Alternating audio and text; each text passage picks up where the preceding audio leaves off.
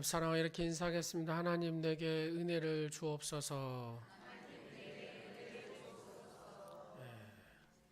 우리 옆 사람한테 당신에게도 하나님 은혜가 있을 것입니다. 성도는 은혜로 사는 것입니다. 네. 오늘은 구원의 날 은혜의 때라는 제목을 가지고 하나님 말씀을 증거하겠습니다. 우리의 신앙생활 가운데 핵심적인 단어가 있는데 그 단어는 은혜와 구원이라는 단어입니다. 이것은 신앙의 기초이면서도 동시에 중심의 골격의 말씀입니다. 구원과 은혜가 흔들리면 인생이 흔들리기 시작하죠. 그리고 신앙이 서 있을 수가 없습니다. 교회도 은혜와 구원이라는 바탕 위에 서 있습니다. 견고한 교회는 구원과 은혜가 가장 강력하게 역사한다라고 할 수가 있습니다. 바울에 의해 세워진 오늘 고린도 교회도 처음에는 복음의 기초 위에 세워졌지만 세월이 흐르면서 다른 것들이 강조되고 혼란이 찾아오기 시작했습니다. 교회 안에 구원과 은혜의 역사가 희미해져 가고 무엇보다도 구원이나 은혜가 무엇인지를 모르는 사람들이 늘어났다라는 얘기입니다. 그래서 사도 바울은 고린도후서 13장 5절 말씀에 이렇게 얘기하고 있습니다. 너희는 믿음 안에 있는가? 너희는 믿음 안에 있는가? 너희 자신을 시험하고 너희 자신을 확증하라. 예수 그리스도께서 너희 안에 계신 줄을 너희가 스스로 알지 못하느냐? 그렇지 않으면 너희는 버림받은 자니라. 아주 뼈있는 이야기죠. 너희는 믿음이 있는가? 여러분 스스로 확인해 보십시오. 나는 믿음이 있는가? 우리도 신앙생활을 하지만 자주 스스로 물어보아야 합니다. 나는 구원받은 자인가? 진정한 신앙인인가? 핵심적인 진리가 흔들리지 않은 그런 내가 그런 삶을 살고 있는가를 확인해야 한다는 것입니다. 우리가 신앙생활을 하면서 흔들릴 때도 있지만 그때마다 내 안에 예수가 있는가? 여러분 안에 예수가 있습니까? 질문해 보시기 바랍니다. 예수가 있으면 우리가 예수 믿는 사람의 행동을 하게 되지요. 그러나 예수가 없으면 예수가 없는 삶을 살아가게 되는 것입니다. 교회 다니는 거하고 예수 믿는 거하고는 조금 다른 부분이 있습니다. 예수 믿는 사람이 교회 다닌다라고 생각할 수는 없다고 말입니다. 정말로 내가 인격적으로 예수님을 만났는가? 인격적으로 못 만나도 교회는 다닙니다. 여러분 안에 내가 예수가 있는가? 늘 스스로 물어보시기 바랍니다. 이 목사도 늘 물어봅니다. 네 안에 예수가 있는가?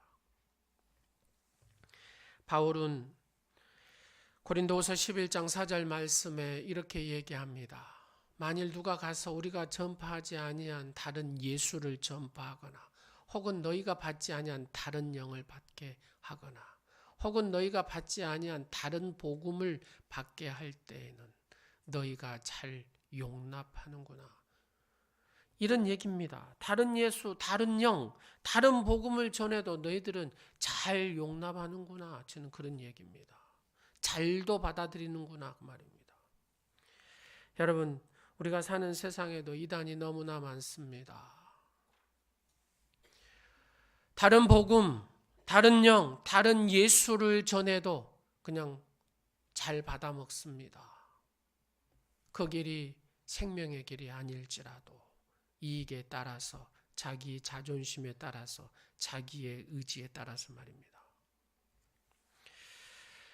1세기만 해도 기독교 교리가 완전히 정리된 상태는 아니었기 때문에 이단과 거짓의 가르침들이 많은 때가 1세기였습니다. 그래서 바울은 고린도 교회에게 하나님의 은혜 안으로, 구원 안으로 들어오라고 안타까움과 애타하는 심정으로 권면하는 말씀이 오늘 본문의 말씀입니다. 바울이 전하고자 하는 메시지가 무엇입니까?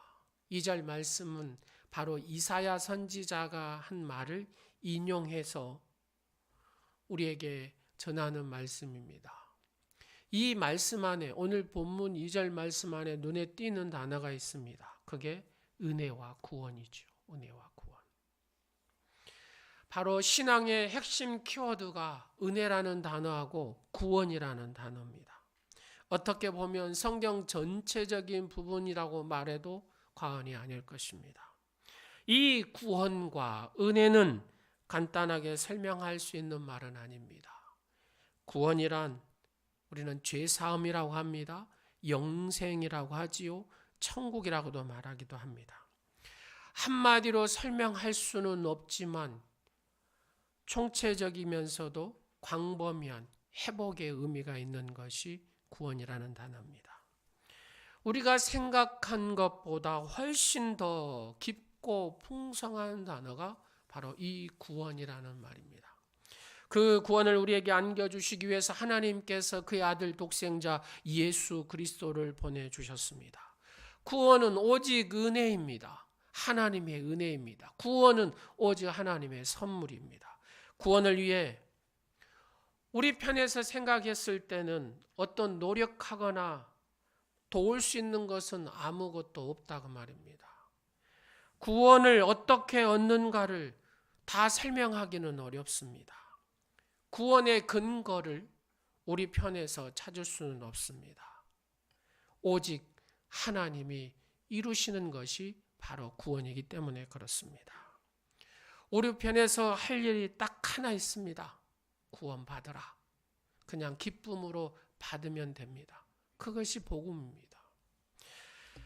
이렇게 하니까 굉장히 간단한 것 같지만 이것은 우리 편에서의 얘기입니다. 하나님 편에서는 오랜 수고와 희생을 다하신 것이 바로 이 놀라운 구원입니다.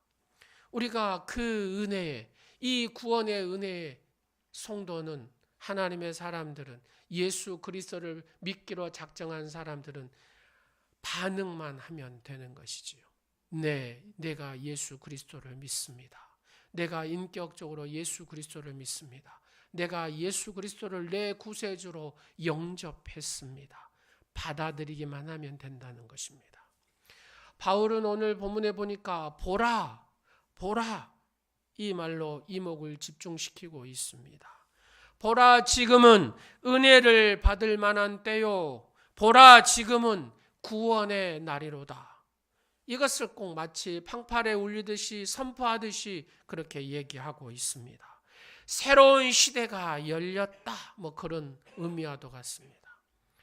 여러분, 구약의 시대만 해도 하나님의 은혜와 구원을 얻는다는 것이 다 제한적이었습니다. 구원의 모든 사건들을 보면 구약의 성전의 제도나 제사 제도나 다 이런 것들이 상징적이고 실체보다는 다 그림자지요. 유월절에 어린 양을 통하여 문설주의 피를 바르는 이 사건도 예수 그리스도가 오시는 예표적인 거였습니다. 그러나 그 예수 그리스도가 이 땅에 오셨습니다. 그 예수 그리스도가 오심으로 모든 것이 분명해졌습니다. 구원이 일부 사람이나 어떤 민족에게만 이루어지는 것이 아니라 모든 세계 열방에 이루어지는 것이 구원입니다. 모호한 것이 아니라 확연하게 드러난 것이 바로 구원의 은혜죠. 하나님의 은혜와 구원은 무제한적으로 우리에게 부어졌습니다. 바로 구원은 풍성한 것입니다. 바울은 이 은혜를 주신 하나님을 측량할 수 없는 은혜라고 그는 고백합니다. 전에는 가랑비처럼 그냥 살짝 뿌려지는 것이었다면 신약 시대에는 태풍을 동반한 장맛비처럼 피할 수 없는 그런 은혜가 쏟아진 것이 바로 구원입니다. 누구라도 조그마한 마음을 열기만 하면 폭포수처럼 내리는 것이 바로 구원의 은혜입니다. 너무도 강력하고 저항할 수가 없기 때문에, 거절할 수가 없기 때문에 바로 그런 은혜, 그 하나님의 구원의 은혜가 우리에게 임하게 된 것입니다. 내가 마음을 열기만 하면 말입니다. 보라, 지금은 은혜를 받을 만한 때요. 보라, 지금은 구원의 날이라, 이렇게 얘기합니다. 그분이 오셔서 은혜가 도래하고 구원의 날이 임하였다는 말씀입니다. 그래서 바울은 누구든지 주 예수 그리스도를 부르기만 하면 구원을 받으리라고 말씀하고 있습니다. 남녀노소 모든 사람 모든 시대 하나님의 구원의 날이 열렸다라고 얘기합니다. 여기서 우리는 바울의 심정을 느낄 수가 있습니다. 바울은 지금 주어진 기회를 놓치지 말라고 합니다. 사랑하는 성도여, 이 복음을 듣는 성도들이여, 기회를 놓치지 마십시오 라는 이 바울의 절절한 심정을 오늘 말씀을 통하여 볼 수가 있습니다. 지금은 하나님의 은혜의 때, 구원의 날입니다. 누구든지 어떤 제한이 없습니다. 하나님의 구원과 은혜를 받는 일이 전혀 까다롭지 않습니다. 어렵지 않습니다. 하나님의 은혜와 구원의 진리가 활짝 열려 있습니다. 은혜의 때, 구원의 날이라는 말은 바로 고기가 물속에서 물을 피할 수 없는 것과 같은 때를 의미하는 것입니다. 오늘날 우리 시대는 하나님의 은혜가 충만한 상태입니다. 어떻게 보면 은혜 받지 못하는 것이 더 어려운 때다 그 말입니다. 은혜 받을 수밖에 없는 시대가 지금 우리가 살고 있는 시대입니다. 내가 마음만 먹으면 여러분이 가지고 있는 스마트폰을 통해서도 은혜를 받을 수가 있습니다. 여러분이 서 있는 곳에 서서 무엇을 하든지 간에 하나님의 말씀을 들을 수 있는 때가 지금 이때입니다. 하나님의 은혜가 폭포수처럼 쏟아지는 시대에 우리는 살고 있습니다. 말씀이 육신이 되어서 우리 가운데 거하시며 우리가 그의 영광을 보니 아버지의 독생자의 영광이요 은혜와 진리가 충만하더라. 말씀이 육신이 되어서 우리 가운데 거하였다는 말씀이 무엇입니까?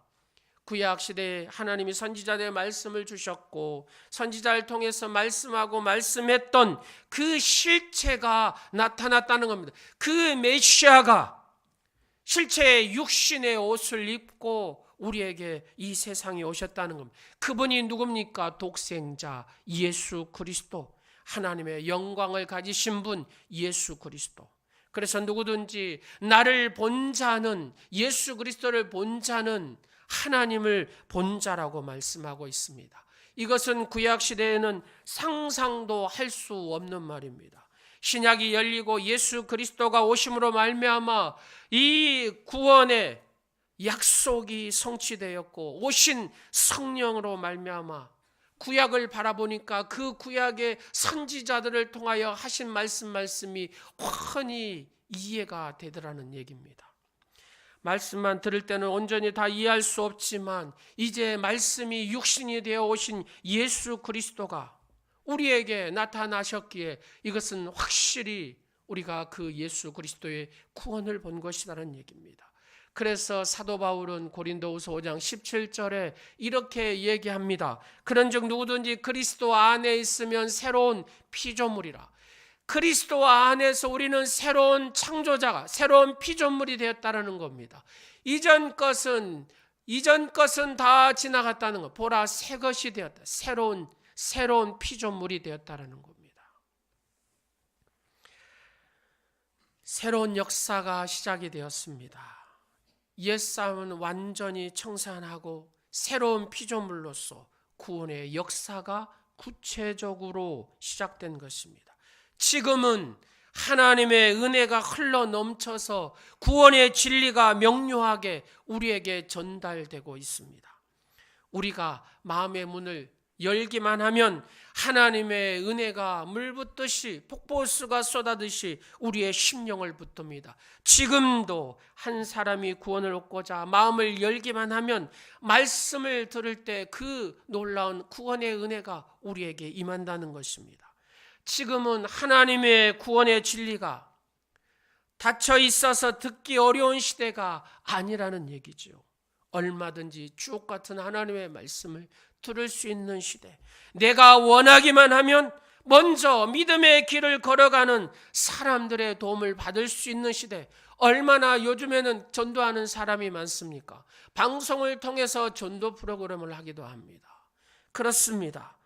조금만 관심만 가지면 이 놀라운 하나님의 구원의 은혜를 경험하게 되는 것이죠. 내가 조금만 마음을 열면 말입니다. 내가 조금만 마음의 문을 열기만 하면 하나님의 이 폭포수 같은 은혜가 우리의 심령을 차고 넘치게 한다는 것입니다. 구원이나 은혜에 가난한 우리의 마음이 열렸을 때에 이루어지는 것입니다. 사랑하는 여러분, 하나님의 이 구원과 베푸신 은혜에 대해서 늘 받고자 하는 그런 사모함이 여러분의 심령에 있기를 간절히 축원합니다. 가장 큰 문제는 냉담함입니다. 가장 큰 문제는 무관심입니다. 전도를 해보면 알 수 있습니다. 아주 냉담합니다. 아주 무관심합니다. 영적 세계에 닫힌 마음보다 해로운 것은 없습니다. 닫힌 마음, 영적 세계에 대한 무덤덤함처럼 안타까운 일은 없습니다. 그러므로 바울이 말하려는 것은 기회가 주어졌다는 것입니다. 바울의 절절한 그 하나님의 마음은 뭐냐면 기회가 주어졌다라는 겁니다. 기회가 주어졌다라는 말은 다른 편에서는 기회가 곧 사라질 수 있다 그 말입니다. 그러잖아요. 여러분, 기회가 주어졌습니다. 다른 한편은 어째요? 이제 기회가 없을 수 있다 그 말입니다. 하나님의 구원이나 은혜의 지혜는 제한성을 가지고 있다는 겁니다. 모든 것은 때가 있습니다. 범사에 기한이 있고 천하만사가 다 때가 있나니, 때라는 말 안에는 이급함, 긴박성, 시급함 이런 의미가 있습니다. 바울 서신에는 늘 이런 긴박성을 느낄 수가 있습니다. 여러분, 때가 얼마 남지 않았습니다. 때가 얼마 남지 않았습니다. 이 때를 붙들어야 됩니다. 여러분, 이 때를 붙들어야 합니다. 하나님이 내게 말씀하십니다. 이 때를 붙들어야 된다라고. 이게 사도 바울이 우리에게 절절히 얘기하는 얘기입니다. 왜요? 사도 바울에게는 이 종말론적인 신앙을 가지고 살았기 때문에 그렇습니다. 기회가 늘 주어지는 것이라면 기회라고 할 수가 없지요. 끝도 없이 주어지는 기회란 없습니다. 때란 한시성을 의미하잖아요. 그 때를 놓치면 끝입니다. 때라는 말에는 사랑이 들어있고 거기에는 경고라는 단어도 들어있습니다. 우리는 하나님의 사랑과 자비를 베푸시는 좋은 때에 살고 있습니다. 그러나 언제 이런 시간들이 끝날지 모른다는 겁니다.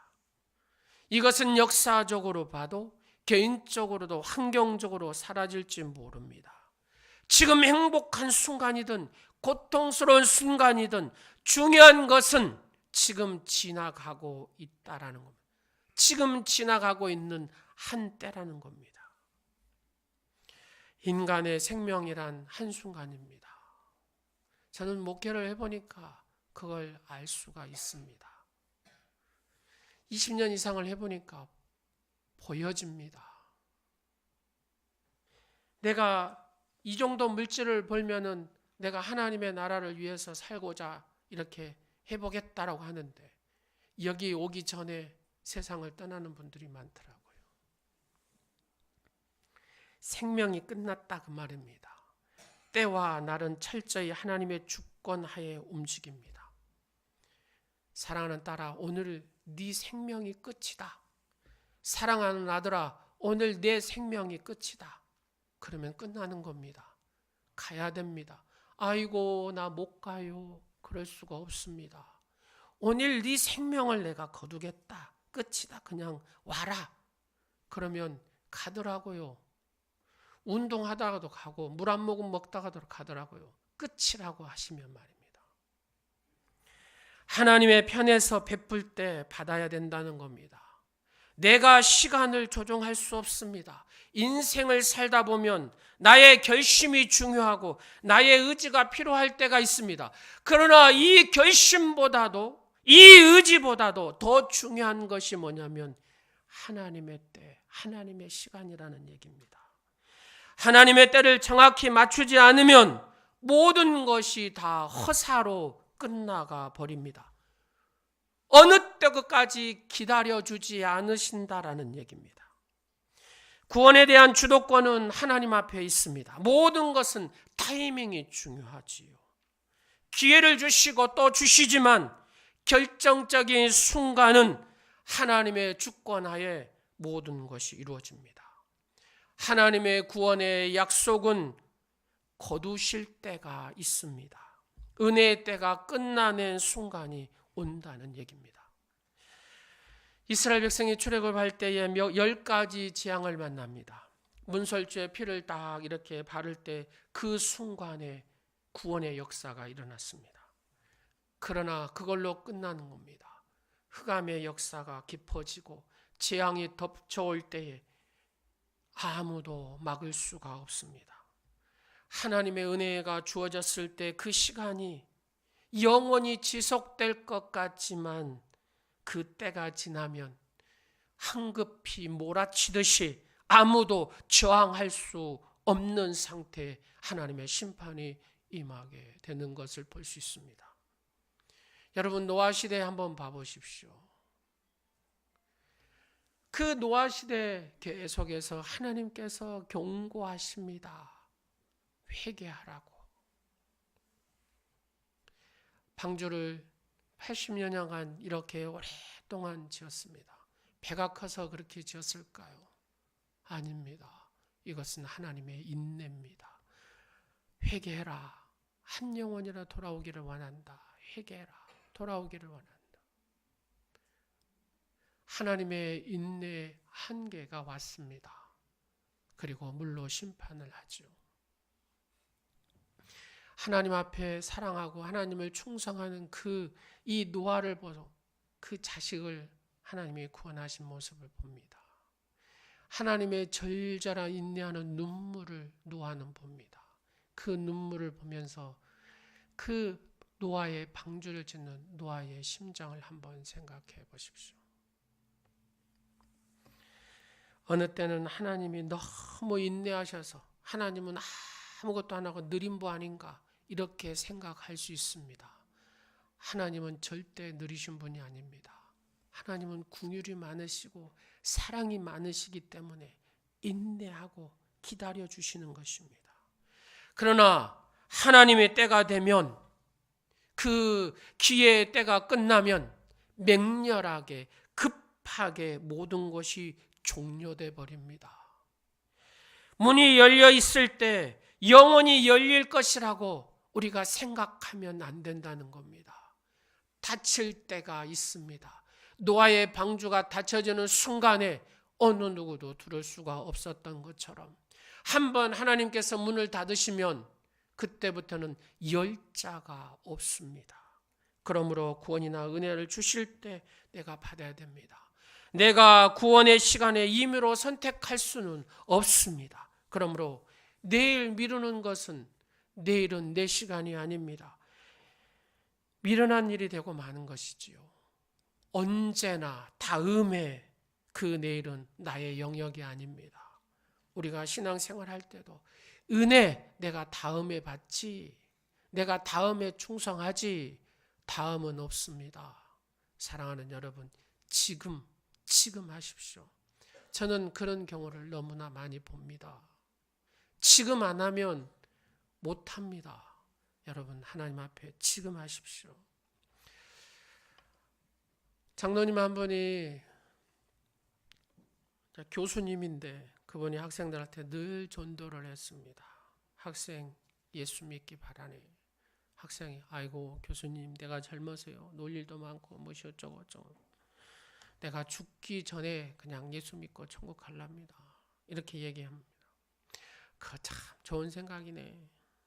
그런데 학생이 언제 죽을지 아는가? 모릅니다. 여러분 우리 청년들이 언제 죽을지 알까요? 모릅니다. 여러분 언제 죽을지 아십니까? 모릅니다. 이 장로님은 시간이 지났습니다. 아내한테도 내 뭔 혹이 좀 있다네. 그냥 수술하면 다음에 나올 거야. 금방 나. 못 나왔습니다. 하나님이 데려가셨습니다. 그렇습니다. 우리는 살 것 같지만 그렇지 않더라고 말입니다. 내게 하나님의 은혜 베푸실 때 그 은혜에서 살아야 된다는 얘기입니다. 인생이 무엇입니까? 나의 삶에 다가오는 때에 대한 반응입니다. 지혜와 통찰력이 무엇입니까? 때를 아는 것입니다. 성공이 무엇입니까? 성공하는 사람은 때를 잘 맞춥니다. 누가 은혜를 받습니까? 때를 알고 반응하는 사람이 은혜를 받습니다. 삶이란 무엇입니까, 여러분? 선택입니다. 그런데 가장 중요한 선택은 때에 대한 선택입니다. 하나님의 백성들이 그 때를 알고 반응해야 됩니다. 주님의 때를 늘 의식하고 살아야 됩니다.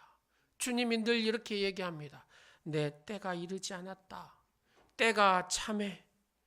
모두 때와 관련된 바로 말씀을 하시죠.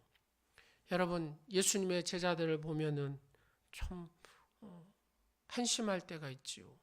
왜 그렇습니까? 분별력이 없어서 그랬습니다. 다른 말로 얘기하면 철이 안 들어서 그렇습니다. 사랑하는 여러분, 예수님 여러분 안에 계십니까? 여러분 스스로 한번 생각을 해보십시오. 체크를 해보십시오. 네 안에 예수가 있는가?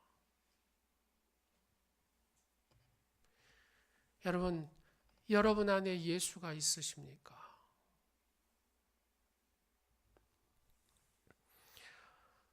우리는 늘 주님 앞에 물어야 됩니다. 아버지 내 안에 예수가 있습니까? 아버지 내 안에 예수가 있습니까? 미안하지만 예수가 없는 사람이 너무나 많습니다. 교회에 앉아있기는 해도 예수 없는 사람이 많습니다. 몰라요. 예수가 있어도 철이 안 든 사람이 많습니다. 여러분 예수님의 제자들이 분별력이 없다는 소리는 철이 안 들었다는 얘기입니다. 마리아와 마르다 얘기 너무나 우리는 잘 압니다. 마리아는 예수님의 발 밑에서 이렇게 말씀을 잘 받고 그 말씀대로 살려고 했었습니다. 마르다는 열심히 예수님을 대접하려고 했습니다. 그러나 예수님이 뭐라고 합니까? 마리아를 칭찬하면서 가장 좋은 것을 선택했다라고 얘기합니다. 여러분 마태복음 보면은 미련한 다섯 처녀, 슬기로운 지혜로운 다섯 처녀 얘기가 나옵니다. 핵심적인 키워드가 무엇입니까? 때입니다. 때를 놓친 겁니다. 미련한 다섯 처녀는 때를 놓쳐버렸다고 말입니다. 누가 은혜를 받습니까? 은혜 받을 기회를 놓치지 않는 사람이 은혜를 받습니다. 여러분 후회해 보셨잖아요. 후회의 지점에 딱 가면 어쩝니까? 내가 그때 이렇게 했어야 되는데, 내가 그때 이렇게 했어야 되는데 그러잖아요. 여러분 한 번만 봐보실래요? 당신에게는 후회한 지점이 있을 때 어땠습니까? 물어보십시오. 그러잖아요. 내가 그때 이렇게 했었으면 후회 안 할 텐데. 그렇습니다. 때를 놓치면 안 된다라는 얘기입니다. 때가 지나도 괜찮은 것이 있어요. 열차더라고요.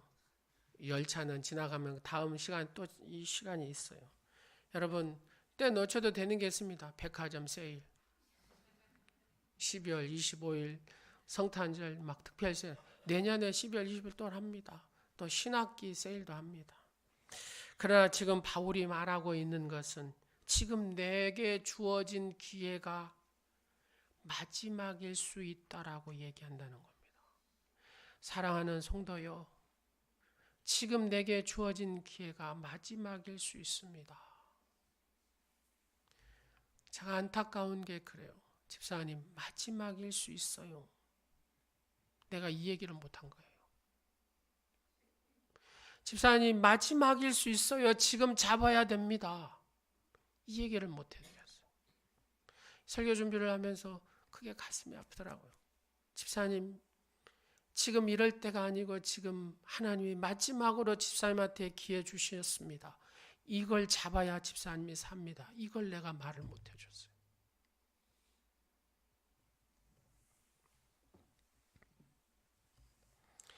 누구도 예외가 없습니다.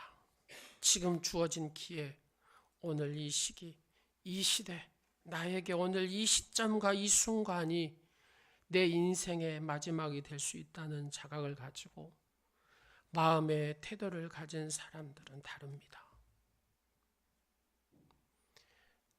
때가 항상 있지는 않습니다.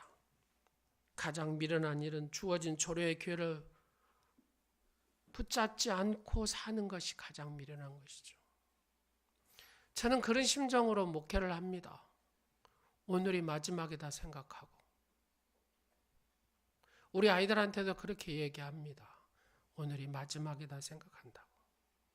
사랑하는 여러분, 때를 놓치지 않으려면 은혜에 대해서 열려있는 태도가 있어야 때를 놓치지 않습니다.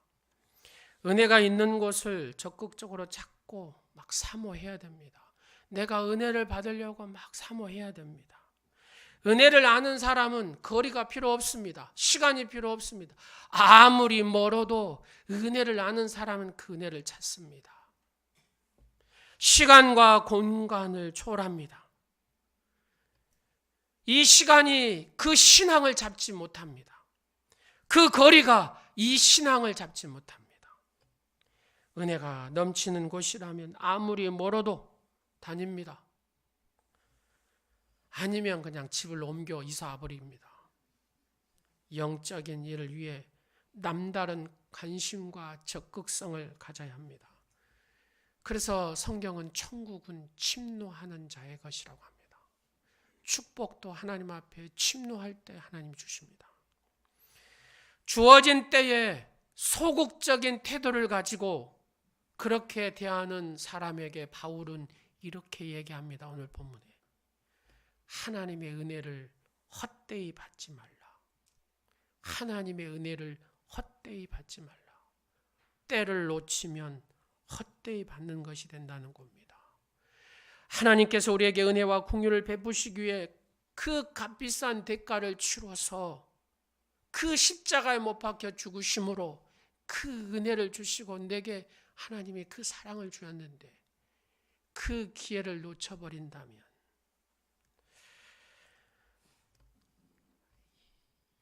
이마나 큰 파망한 일이 없지 않겠습니까? 그러므로 구원의 사건과 은혜의 사건은 날마다 우리가 경험하고 살아야 됩니다. 물 없이 고기가 살 수 없듯이 성도는 하나님의 은혜 없이는 살 수가 없습니다. 은혜는 우리의 실력으로 노력으로 되는 것이 아닙니다. 하나님의 전적인 베푸신 그 사랑이 바로 은혜입니다. 우리는 이 하나님의 사랑을 다 설명할 수가 없습니다. 왜요? 너무나 어마어마한 사랑이기에, 은혜이기에 말입니다. 여러분, 예수님의 제자 베드로를 한번 봐보십시오. 베드로 과거 인생은 고기 잡는 사람. 예수님 제자라고 따라다닐 때도 어째요? 그렇게 뛰어난 인물이 아닙니다. 예수님이 어려움 당하니까 이제 아이고 그 인간 몰라요 하고 했던 사람이 베드로입니다. 과거를 보나 예수님을 따르는 제자의 삶을 봤을 때, 그 하나하나 봤을 때 그는 소망이 없는 사람이었습니다. 그러나 하나님께서 이 베드로에게 은혜를 베푸시니까 정말로 하나님의 위대한 하나님의 사도로, 사도행전의 주역으로 하나님께서 베드로를 쓰셨다는 겁니다. 여러분 다 놔두고 바티칸에 한번 가셔서 베드로 성전을 한번 가서 보시면 압니다. 하나님이 베드로를 얼마나 높여놨는가. 베드로의 자리가 지금 교황이라고 하는 그 교황의 그룹이 베드로의 자리잖아요. 초대 교황이 베드로라고 하잖아요. 가톨릭에서. 여러분 교황의 말 한마디에 세계가 어째요? 그를 인정하고 교황이 한번 방문해 줬으면 하잖아요.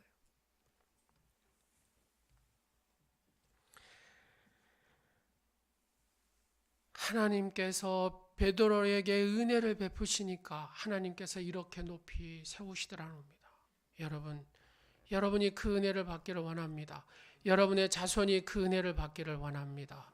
그래서 베드로는 이 모든 것이 하나님의 은혜라고 고백합니다. 구약의 성경에 보면 아브라함이 있습니다. 여러분 이삭이 있고 야곱이 있고 요셉이 있고 모세가 있습니다. 그러나 그 어떤 인물도 온전하지 않았습니다. 하나님이 고쳐서 은혜를 베푸시니까 쓰더라고 말입니다. 여러분 야곱이 어찌 이스라엘이 될 수 있겠습니까? 야곱의 인생은 등치는 인생이었습니다. 빼앗는 인생이었습니다. 사기치는 인생이었습니다.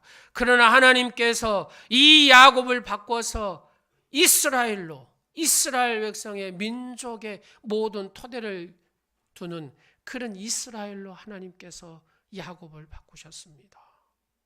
하나님께서 은혜를 이 야곱에게, 사기꾼이 이 야곱에게 베푸셨다 그 말입니다. 하나님께서 고치시니까, 은혜를 베푸시니까 그의 인생이 달라지고 그때 최고의 왕인 예굽을 멋있게 딱 축복하는 야곱을 보게 됩니다. 그가 이스라엘이었을 때 말입니다. 사랑하는 여러분, 은혜라는 게 무엇입니까? 내가 상상할 수 없는 그 이상의 것을 베푸는 것을 은혜라고 합니다. 하나님께서는 우리가 상상하는 것보다 그 이상을 베푸시는 하나님의 은혜가 있다라는 겁니다. 이 은혜의 주인공이 되시기를 간절히 축원합니다. 여러분 봉사도 어떻게 합니까? 은혜로 하는 겁니다. 은혜로. 여러분 어제 김장 담으실 때 어거지로 하셨습니까? 은혜로 하셨습니까? 얼굴 보니까 다 은혜로 하시더라고요. 은혜로. 그렇습니다. 내가 무엇을 하든지 은혜로 하는 것입니다. 교사를 하든지 찬양대를 하든지 내가 섬기는 그 자리에 하나님의 은혜로 하는 겁니다. 그래서 내가 자랑할 것이 없습니다. 내가 순교의 자리에 서 있다 할지라도 자랑할 것이 없습니다. 왜요? 하나님께서 내게 용기를 주시고 순교의 자리에 설 수 있도록 하나님께서 은혜를 베풀어 주셔야만이 순교할 수가 있기 때문에 그렇습니다. 그래서 하나님의 은혜가 필요한 것입니다. 사랑하는 여러분, 교회가 교회다워지는 것도 인간이 아무리 하려고 해도 안 되는 것입니다. 하나님께서 은혜를 주셔야 교회가 교회다워지는 것입니다. 여러분, 목회라는 것이 무엇입니까? 그냥 하나님의 은혜를 받도록 인도하는 것이 목회입니다. 여러분, 이 목사가 은혜를 베푸는 자입니까? 아닙니다. 은혜는 하나님만이 베푸십니다. 하나님만이 은혜를 주십니다. 하나님이 은혜를 주셔야 내가 살고 내 가정이 살고 아버지 교회가 살고 이 민족이 살 수가 있습니다. 사랑하는 여러분, 하나님의 은혜를 간절히 간구하시기를 간절히 원합니다. 하나님의 은혜를 간절히 사모하시기를 간절히 원합니다. 이것이 사도 바울이 우리에게 절절히 얘기하는 얘기입니다. 사랑하는 성도여, 은혜를 받으십시오. 설교 준비부터 하나님의 은혜가 임해야 됩니다. 전도도 하나님의 은혜가 임해야 전도가 됩니다. 하나님의 은혜가 없이는 안 됩니다. 성도들이 하나님의 은혜를 알면 그 다음은 누가 일하십니까? 하나님이 하십니다. 내가 하나님의 은혜를 알기만 하면 이게 되는 겁니다. 제가 한 달에 한 번씩 신방하는 가정이 있습니다. 이분은 예수님을 믿다가 그냥 낙심해가지고 뭔 일이 있어서 여하튼 오랜 기간 동안에 몇십 년이나 교회를 안 다시고 아들이 쓰러지고 전혀 말하지 못하고 움직이지도 못하는 상황. 그때부터 예수 믿기로 작정하고 기도하기 시작했어요. 지금까지 지치지 않고 몇 년이 됐는데 기도합니다. 근데 어느 순간에 방언을 막 하시더라고요. 그래서 내가 물어봤어요. 집사님, 언제 방언 받으셨어요? 몰라요. 그냥 기도하니까 나와서 합니다. 그래요. 근데 방언을 유창하게 해요. 유창하게. 그러면서 하나님 막 슬퍼서 온 줄 알았어. 처음에는. 그냥 막 대성통곡하고 그래서. 근데 하나님이 내게 은혜를 주셔서 그 기도가 막 되어지는 겁니다. 아들이 차츰차츰 좋아지고 있습니다. 말도 잘합니다. 찬양도 잘 부릅니다. 조금 움직이기도 합니다. 그렇습니다. 하나님의 은혜를 주옵소서. 하나님 내게 주신 은혜 평생 감사하며 살겠습니다. 잘 눈물을 흘리며 그 하나님의 은혜 주심에 막 감사하더라고요. 완쾌된 게 아닙니다. 나아지어 가고 있습니다. 얼마나 지치고 힘들겠습니까? 1, 2년도 아니고. 그런 하나님의 은혜를 주시니까 그 은혜의 감격으로 살아가더라고 말입니다. 사랑하는 여러분, 하나님의 이 은혜가 여러분에게 있기를 간절히 소망합니다.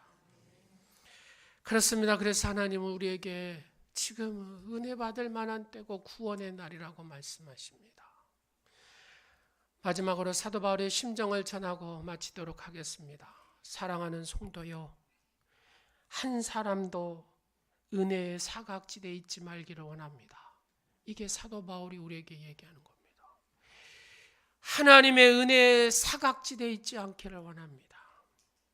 이미 드러난 이 진리에 하나님의 마음의 문을 열고 내 마음의 문을 열고 하나님의 은혜를 간절히 사모하고 이 은혜 가운데 사십시오.